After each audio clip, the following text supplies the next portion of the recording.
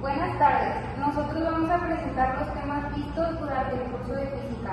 A lo largo de este semestre aprendimos distintos temas relacionados con fluidos, calor, electricidad, ondas y óptica. Además de analizar cómo todos estos conceptos están presentes en nuestra vida diaria y en muchas tecnologías actuales.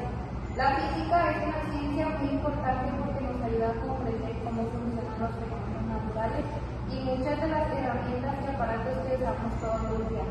Gracias a la física se han desarrollado avances tecnológicos que facilitan la vida de las personas y permiten mejorar áreas como la medicina, la comunicación, el transporte y la industria. Primero hablaremos sobre la etapa 1 llamada fluidos. Los estados de agregación de la materia son sólido, líquido y gaseoso. Cada uno tiene propiedades diferentes dependiendo de cómo se comportan sus partículas. En los sólidos las partículas están muy juntas y tienen poca movilidad. En los líquidos tienen más movimiento y en los gases se encuentran mucho más separadas y se expanden fácilmente ocupando todo el espacio disponible. También aprendimos que los cambios de temperatura y presión pueden hacer que una sustancia cambie de estado físico, como ocurre cuando el agua se congela o se evapora. Otro tema importante es la densidad, que es la relación entre la masa y el volumen de un cuerpo. Su fórmula es P igual a F entre V. La densidad ayuda a explicar por qué algunos objetos flotan y otros se hunden. Por ejemplo, un barco puede flotar porque desplaza una gran cantidad de agua, mientras que una piedra se hunde por tener mayor densidad. También aprendimos que la densidad puede variar dependiendo de la temperatura y del material. Además, comprendimos que la densidad tiene aplicaciones importantes en laboratorios, construcción, medicina y en el estudio de materiales. También vimos el concepto de presión, que es la fuerza aplicada sobre una superficie. Esto significa que mientras menor sea el área, mayor será la presión ejercida. Un ejemplo son los tacones altos, que ejercen más presión sobre el suelo que unos tenis. Otro ejemplo es el filo de un cuchillo, ya que al tener una área pequeña puede cortar más fácilmente. En los fluidos la presión puede transmitirse y variar dependiendo de la profundidad o de la fuerza aplicada. También observamos que en los líquidos la presión aumenta conforme aumenta la profundidad. Por eso los submarinos deben ser construidos con material resistente.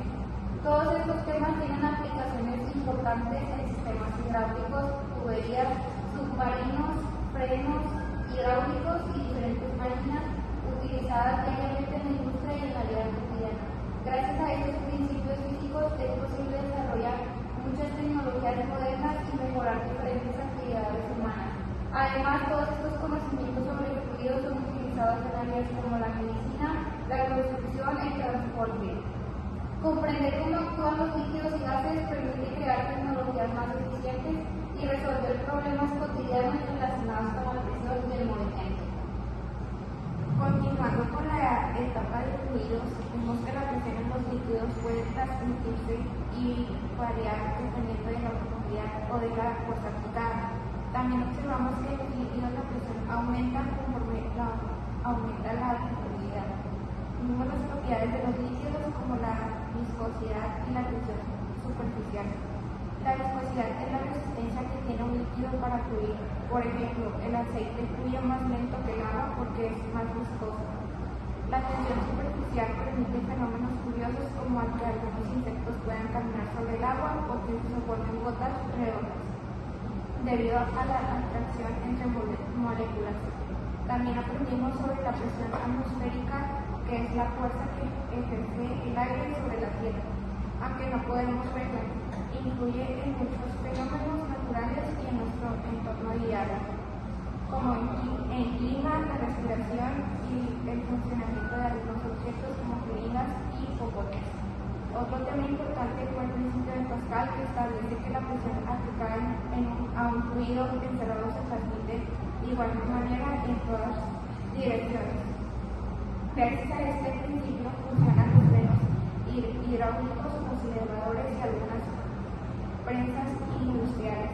También se utiliza en maquinaria pesada y herramientas utilizadas en talleres mecánicos.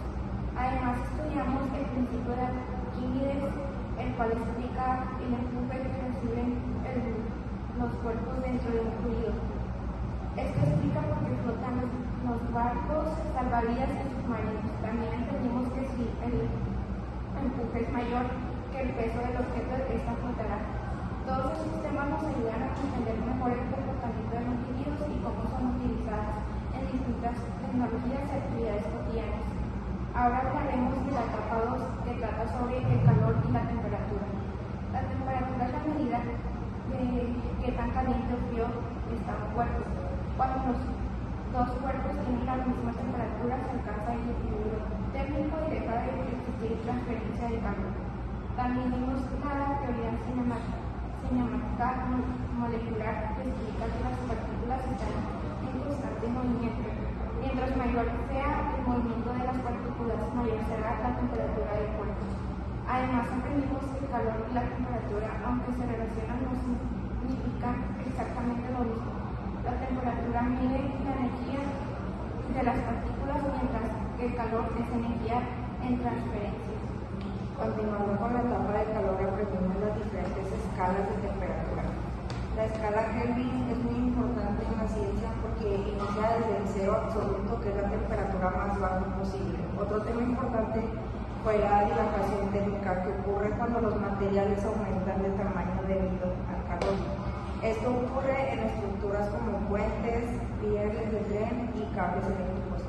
Por eso se dejan pequeños espacios entre algunos materiales para evitar daños cuando aumenta la temperatura. También estudiamos el calor específico, que representa la cantidad de calor necesaria para aumentar la temperatura de una sustancia. Algunas sustancias necesitan más energía para calentarse que otras. Por ejemplo, el agua tarda más en calentarse que muchos metales, y por eso se utilizan en sistemas de enfriamiento. Otro tema importante fue el calor latente y los cambios de fase, como evaporación, condensación y fusión. Estos cambios ocurren constantemente en la naturaleza, como en el ciclo del agua y la formación de lluvia. Además, aprendimos las formas de transmisión de calor: conducción, convección y radiación. La conducción ocurre por contacto directo, la convección sucede principalmente en líquidos y gases, y la radiación puede transmitirse incluso en el vacío, como ocurre con la energía del sol. Finalmente, vivimos las leyes de la termodinámica, que explican cómo se conserva y transforma la energía dentro de los sistemas físicos. Todos estos temas son importantes porque el calor y la temperatura están presentes en casi todas las actividades humanas y en muchas tecnologías utilizadas diariamente, como motores, refrigeradores, hornos y sistemas de calefacción. Ahora presentaremos la etapa 3, electricidad y magnetismo. Primero vimos la carga eléctrica, que puede ser positiva o negativa. Las cargas iguales se repelen y las diferentes se atraen. Este comportamiento es la base de muchos fenómenos eléctricos y magnéticos. Después estudiamos los materiales conductores, aislantes y semiconductores. Los conductores permiten el paso de la corriente eléctrica, mientras que los aislantes la dificultan. Los semiconductores son muy utilizados en computadoras y celulares porque permiten controlar el flujo de electricidad. También aprendimos la ley de Coulomb, que explica la fuerza entre cargas eléctricas. Esta fuerza depende de la magnitud de las cargas y de la distancia entre ellas. Además, vimos el campo eléctrico, la energía potencial eléctrica y la diferencia de potencial, también conocida como voltaje. Otro tema importante fue la ley de Ohm. Esta fórmula relaciona el voltaje, corriente y la resistencia eléctrica. También aprendimos cómo funcionan los circuitos eléctricos y cómo la electricidad es fundamental para la iluminación, electrodomésticos, computadoras, teléfonos y prácticamente toda la tecnología moderna. Sin electricidad sería imposible el funcionamiento de gran parte de la sociedad actual y de muchas herramientas utilizadas diariamente. La electricidad también es fundamental en hospitales, fábricas, escuelas y medios de comunicación. Además, estudiamos el magnetismo y cómo algunos materiales pueden generar campos magnéticos.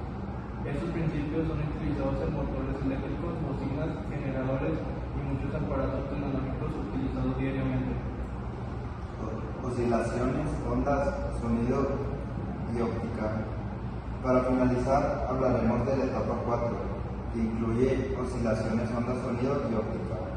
Primero estudiamos las ondas de oscilaciones, así como el movimiento armónico simple y el péndulo simple. Estos movimientos se caracterizan por repetirse de forma periódica y son utilizados para estudiar fenómenos físicos relacionados con vibraciones y movimientos repetitivos. También vimos las características de las ondas como amplitud, frecuencia y longitud de onda. La relación entre ellas se expresa con la fórmula donde B es la velocidad, F es la frecuencia y E es la longitud de la onda. En acústica aprendimos sobre el sonido, la velocidad de propagación y el efecto Doppler, que ocurre cuando una fuente sonora se mueve y cambia la frecuencia percibida. Este efecto se puede notar cuando una ambulancia pasa cerca de nosotros y el sonido cambia al alejarse. En óptica estudiamos la naturaleza de la luz, la reflexión y la refracción. Para la refracción utilizamos la ley de Snell. Además vimos espejos y lentes utilizados en cámaras, telescopios, microscopios y lentes de aumento.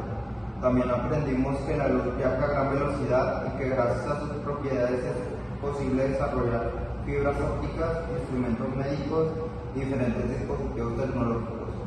Finalmente, el estudio de las ondas, el sonido y la luz ha permitido grandes avances científicos y tecnológicos. Gracias a estos conocimientos existen instrumentos de comunicación, equipos médicos y dispositivos ópticos utilizados actualmente en todo el mundo. En conclusión, durante este curso aprendimos cómo la física está presente en muchos fenómenos de nuestra vida diaria y cómo sus propios principios se aplican en la tecnología, la ingeniería, la medicina y la ciencia. Gracias a estos conocimientos podemos comprender mejor cómo funciona el mundo que nos rodea y cómo muchas herramientas modernas dependen de la física. Muchas gracias por su atención.